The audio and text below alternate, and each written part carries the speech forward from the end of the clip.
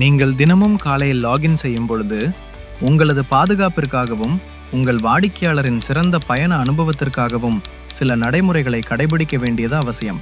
அவற்றை பற்றி இப்போது காணலாம்.